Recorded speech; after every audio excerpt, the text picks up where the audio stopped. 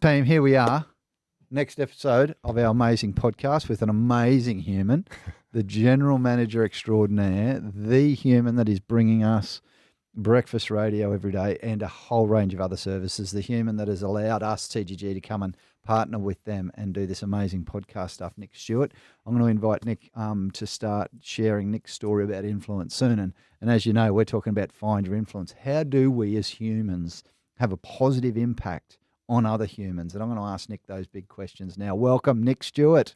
Thank you so much, Anton. Thank you for having me, mate. It's a pleasure. Oh, mate, it's actually a privilege. You're far is this what you do to all your guests? Butter them up at the start? Only you. Mate, well, look, I guess if you want the short spiel, I work for Southern Cross Stereo. We look after Triple M and Hit FM. In the central Queensland region. My role is General Manager of Central Queensland. But then we have quite a wide map. So we've got over 95 stations across the country, 55 different offices, about 1,600 people work for Southern Cross Stereo right across Australia, trying to entertain, inform and inspire Australians everywhere, any place, anytime. Wow. Which is our mission, our business mission. And I've been privileged to work for Southern Cross Stereo for 14 and a half, nearly 15 years. 15 years next May. And I was actually just reflecting this morning on when I first walked into the Brisbane office. And I sat down as a 19-year-old and I was absolutely packing myself ahead of my job interview. And I'm not sure if you've heard of a guy called Travis Pastrana.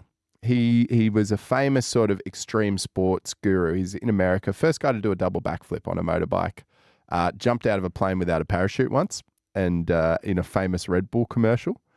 And he was in the lobby doing tricks on a scooter while I was sitting there to do my job interview. And I thought, I have to get a job here and then I can't lose it. It's if I do anything in life, I need to nail this as a 19-year-old. So, it's been an amazing journey. I've had the opportunity to host breakfast shows, produce breakfast shows in metro cities, lead really accomplished teams that have done a lot of great work right across Queensland. So, I continue to be inspired and continue to try to find my influence on a daily basis, Anton. And I think that's one of the keys to leadership is reinventing yourself and finding different ways to fall in love with what you're doing.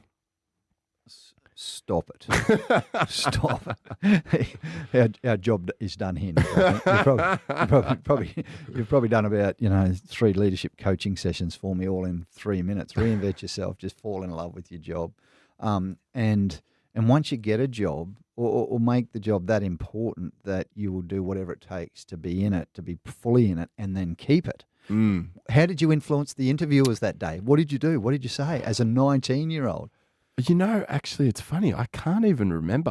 I remember just really trying to instill on them that I would do whatever it takes to make this job work, and that I was committed, and that because I'd seen the media. I was working in promotions for companies at the time, freelancing, and I remember seeing the radio people everywhere and just thinking they were the coolest people, but having no idea how to get into that industry. And funnily enough, got an opportunity through a contest that the breakfast show for B105 was doing at the time, looking for a rookie. It was in conjunction with the TV show, I think The Apprentice maybe. And they were running a separate promo where they were looking for an apprentice for their breakfast show. And I came third. So That's okay. Yeah, That's didn't right. get the chockies, but still got the job. Oh, is that right? Yeah. So you didn't end up on breakfast, you ended up in radio? Yeah, ended up in radio. Ended up working in the promotions department for about 5 or 6 years in Brisbane, and then convinced someone that I should be on the radio. They said, look, you're pretty good, but you're definitely not good enough to be doing this in Brisbane. So we'd like to send you somewhere else and get a bit of experience. And so my first port of call was Townsville. Moved up to Townsville and was hosting a breakfast show for Bundaberg and doing a rugby league show in Townsville. And then moved to Bundaberg and launched Triple M in Bundy as the breakfast show there. And then moved to the Darling Downs and was doing a breakfast radio show there with Hit FM. and then got the opportunity. He still is a great mentor. His name's Blair Woodcock, and he runs our regional. He's our regional content director for all of Australia now. And at the time, he was my content director, and he said, "Nick, you spend a lot of time helping your peers. In fact, you do that more than working on your own show." And so he said, "I really think you should consider going into content directing." And so I did that, and he was, I was very fortunate that he gave me an opportunity and a lot of guidance there. And then had the opportunity to shift into general management and took that opportunity and moved up to Mackay on the Whitsundays and was general manager there and just loved the job, loved the industry.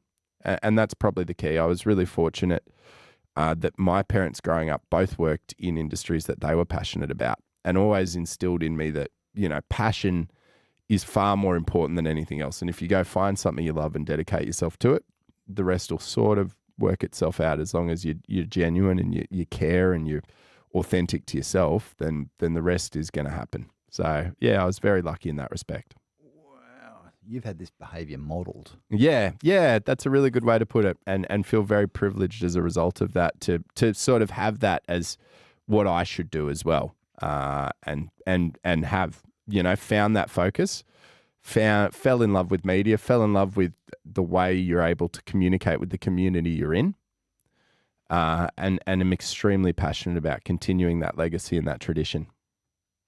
The legacy means you're leaving something behind, Nik Stuart. Yeah, very much. Well, look, I think leadership, the good thing with leadership, Anton, is people have left clues all throughout history on how to do it and how to be good at it. And the All Blacks had that incredible decade of success. And one of they had 16 key things that were important to them, their core values that they sat down as a team. And the one of theirs that really resonated with me is be a good ancestor.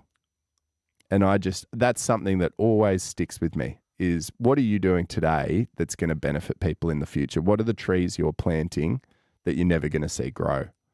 And that's something I try to consistently do and live by. And I think that that's a big thing. Have you got a script over there? Or No. This is next level. Nick. Be a good, can I steal it? Well, look, I stole it, so which is what good leadership does, I think. There's no, in radio we have a saying that there's no unique ideas, and you constantly try to reinvent what you're doing. So I love that. Be a good ancestor and clean the locker room up after yourself. Yep, always sweep up after yourself. That's another one of theirs that is absolutely great, and you can see it resonate in that core group of athletes, but also the trainers and everyone coming together and having that sustained success is, I think it's remarkable, but it speaks to culture more than anything. Beautiful. Love that. That's the word. And they were successful for that reason, those All Blacks, and we loved watching that. And Richie McCaw was a big part of that back in the day. Yeah, very much so. And I love their no dickhead rule. Yeah, well, and that's true. But pushing that ego to the side. I mean, you're dealing with people who have a right to have huge egos. I mean, they're the absolute pinnacle of what they do in the world.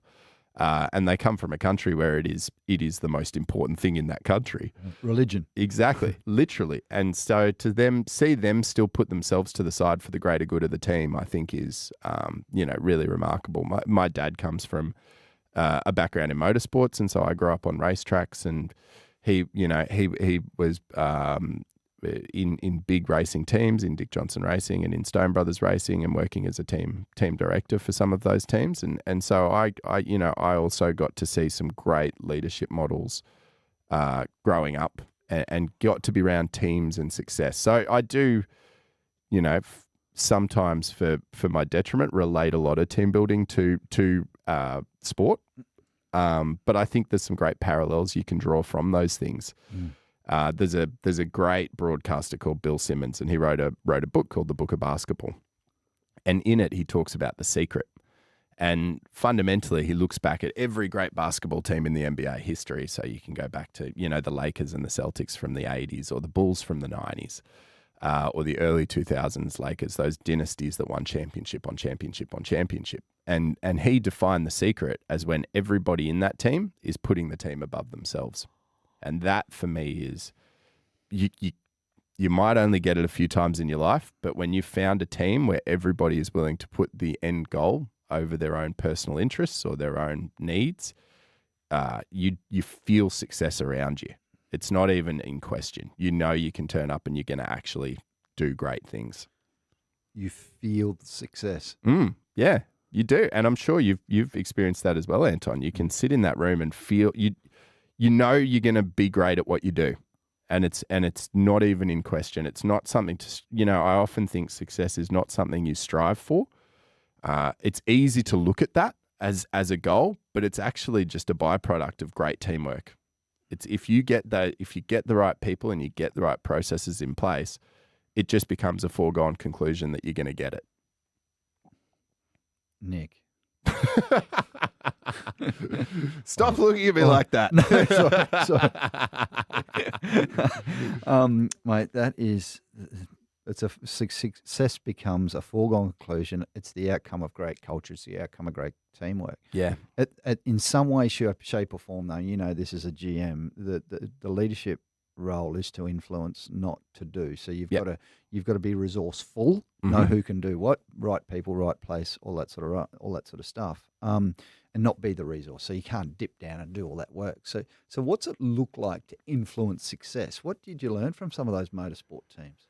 It's a good question. From the motorsport teams, I think, I probably learnt more from my own experiences through leadership. And I think that because you stuff it up. When you first get into it, you do stuff it up, because part of the reason people progress within companies because they're great at their role.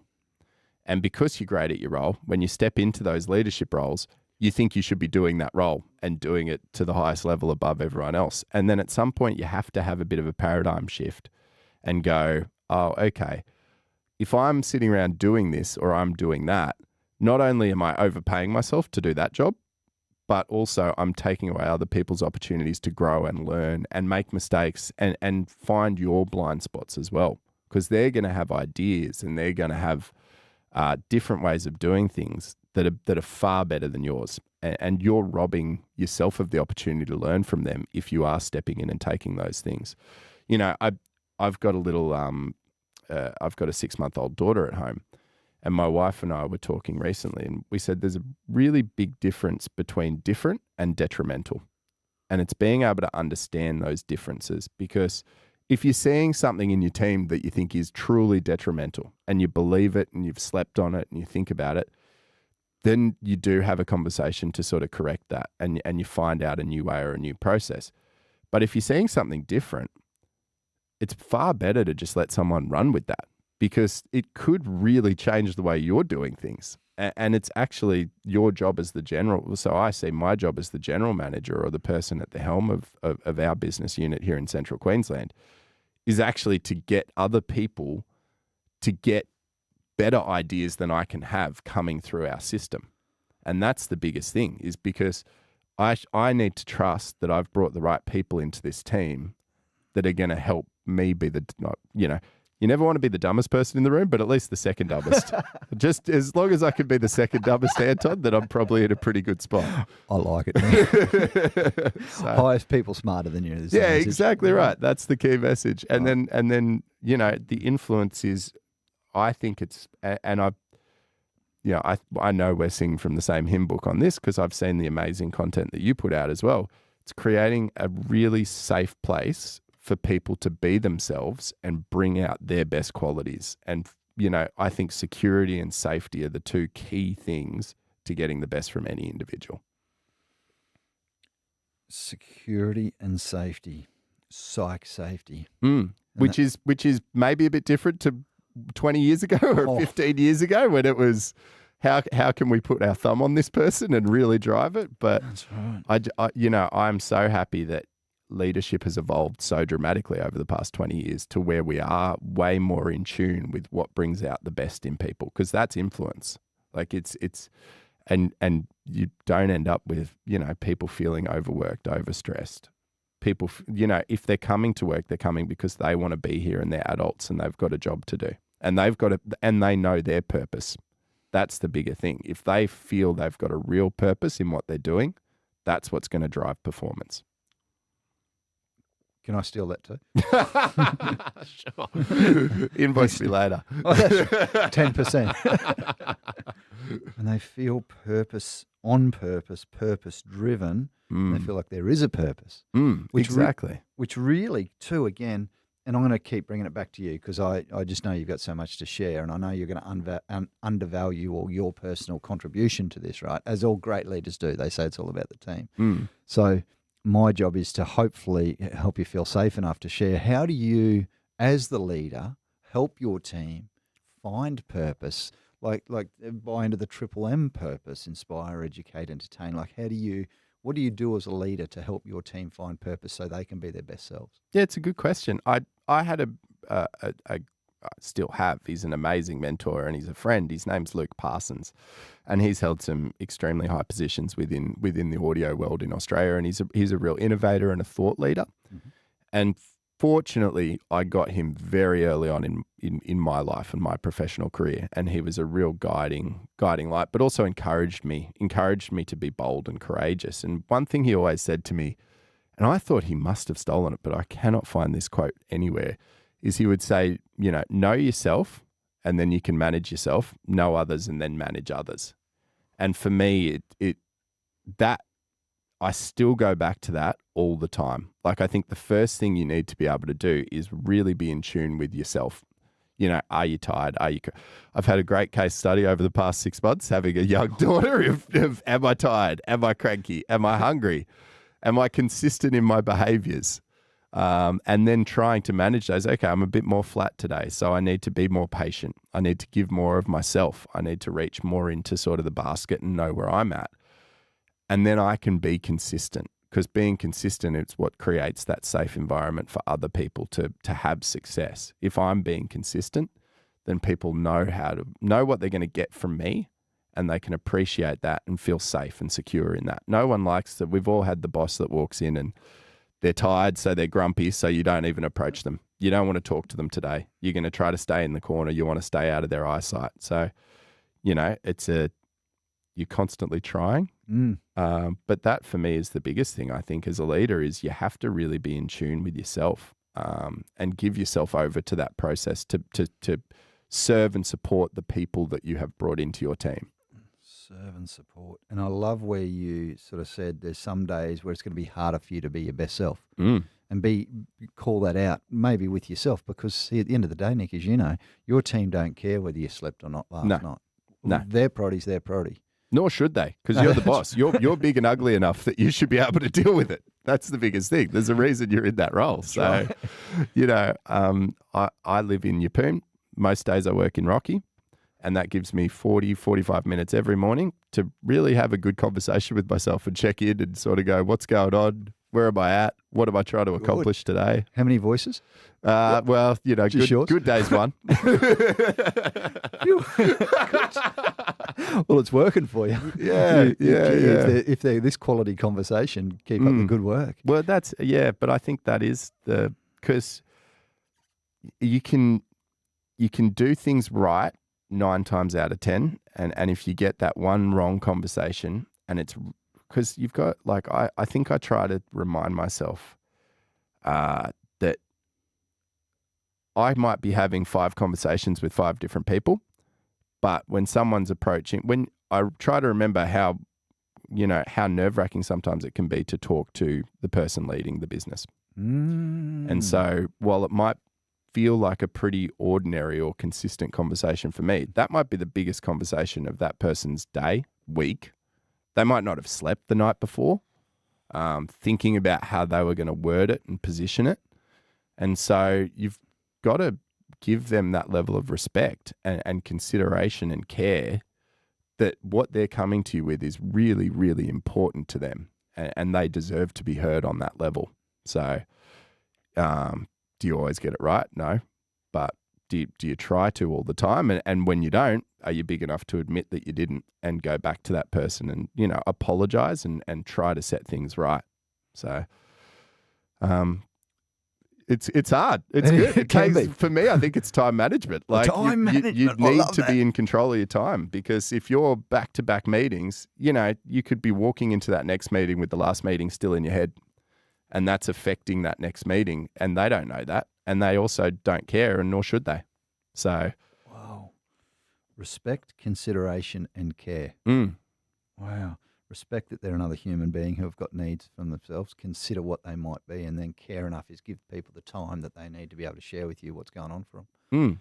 Mate, next level. And I love the time management. Oh, you use time control. Control your time. I like that word. yeah. Because you can't manage it. No, but you can't. Yeah, but you should be able to prioritize it and consistently sort of be prioritizing where you're spending your energy and your focus. And I think something that I work with my my head of sales or my head of promotions or my head of content is, are they working towards where their priorities need to be, in terms of, are they making sure that they're valuing their time as well, and that their time is being used in the best possible way to achieve what we need to achieve? Because you don't always. And that's when things go sideways. Because it's easy not to. Oh, exactly. It is the easier way not to. And, spending that 15 minutes every morning, or half an hour every morning, or 15 minutes every afternoon, and reaffirming what your priorities are for the next day, is sometimes going to save you 6 or 7 hours. It's going to save you mental anguish. But the other thing is, I think it took me a while to work out, unless you find the right mentors, no one teaches you that. No one at the start of your journey is teaching people how to manage time. It's a really strange thing. It's almost like they don't teach you how to budget in school. It's one of those things where, when you get into a work environment, no one's actually spending the time to, unless you get that great mentor, which I was fortunate to get, to say, this is how you work your emails. This is how you work your calendar. This is how you prioritize this. This is how you go back and do that. And they're the building blocks for success, regardless of role. So, yeah. Next level. Why don't we get taught time control, time management? I don't know. I think, I don't want to postulate too much on it, but I think that for a long time in business, they talked about soft skills and hard skills, and I hate the term soft skills. I think it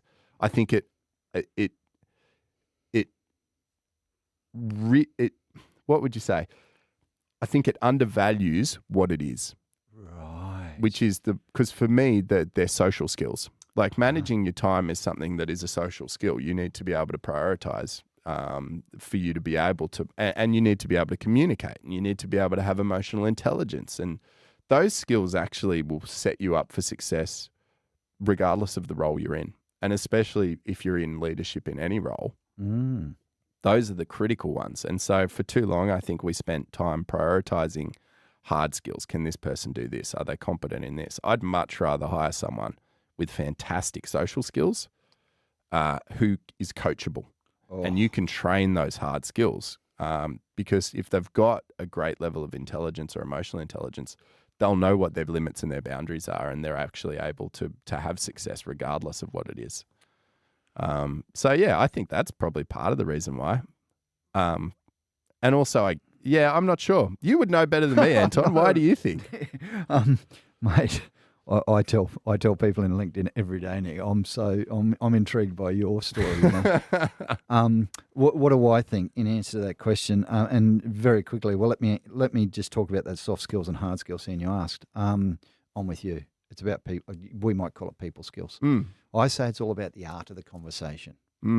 I think conversational skills, Nick, remaining in dialogue, even when it's tough, even when it's a tough conversation. If you can't remain in dialogue when you're uncomfortable, that's a skill to learn. And I think that's probably the number one tip that I'd give leaders around their people skills, their social skills, is that you're going to have tough conversations as a leader.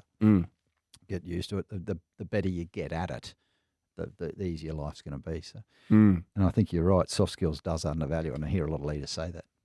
Yeah. Thanks for asking. No worries. Lucy gave me some feedback that I've got to talk less on these.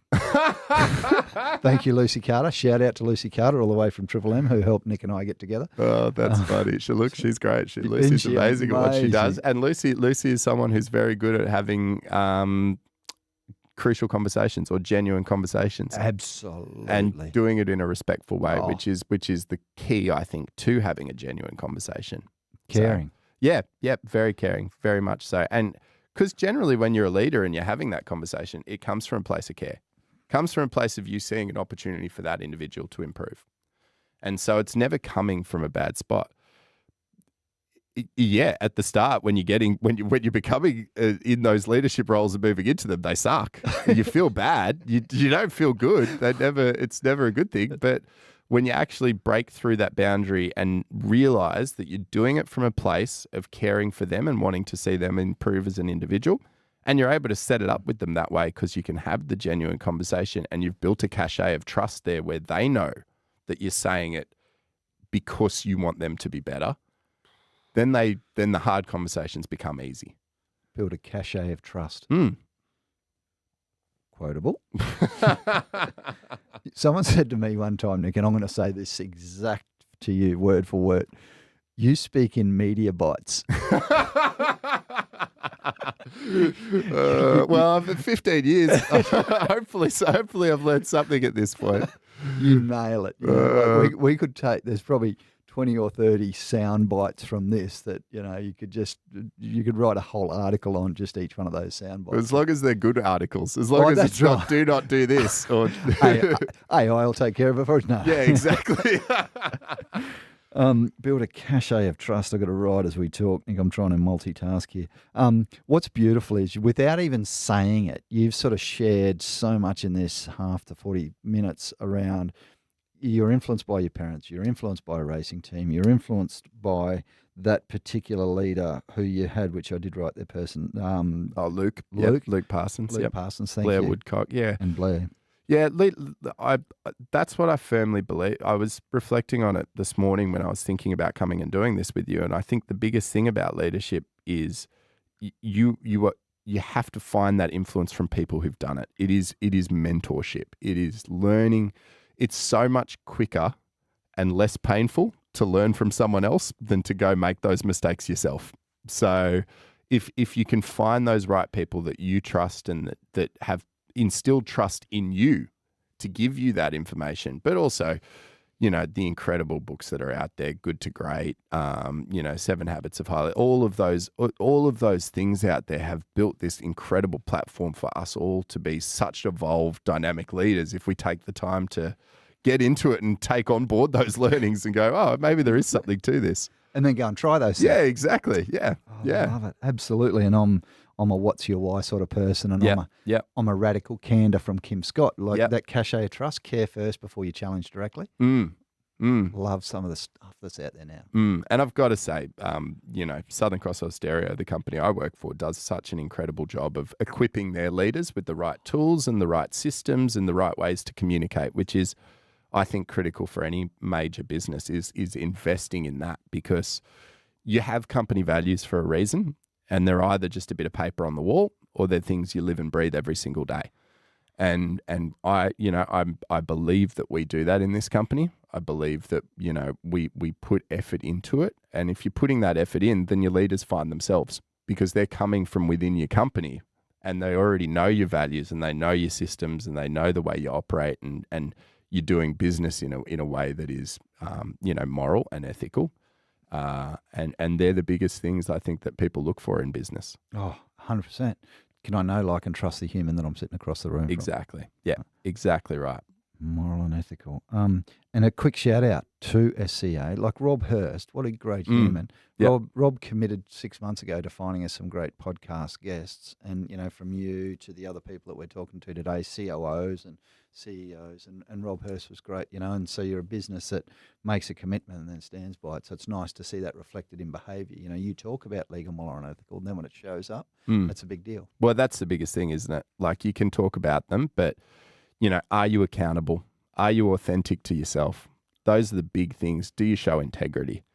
Are you going to try your hardest to make things work? Like, I love that. I know it's, I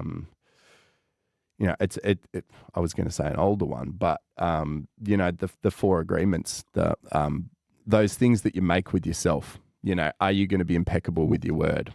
It's such an important one for me. Are you going to try your hardest? And if you can't do it, be open and vulnerable and go and talk to those people and say, look, I tried, this is what I did. Couldn't do this, but I can do that. And pushing forward, it's the simple stuff, but you got to do the simple stuff every day and do it well. And it's nearly, and I know this sounds a bit too cliche though, it's nearly a drumbeat of your calendar. What you show me your calendar and I'll show your effectiveness as a leader, I sometimes say. Yeah. Time management, are all your people stuff in your calendar so that you never miss it? Yep. And do you never reschedule your people stuff? And that's number one of saying, I'll be there for you, and then you go and do it. And that's congruent then, Nick, right? Yeah. Because people trust you. Build a cachet of trust. Love that. Yeah. No, Nick, very much so. Mate, best devs. I'd love to go for about another 4 hours with you. No, I've really enjoyed it. Oh, absolutely. I'm getting this one transcribed. Actually, I'm going to get all it. So to all of my podcast guests, I'm going to get them all transcribed because they're all amazing.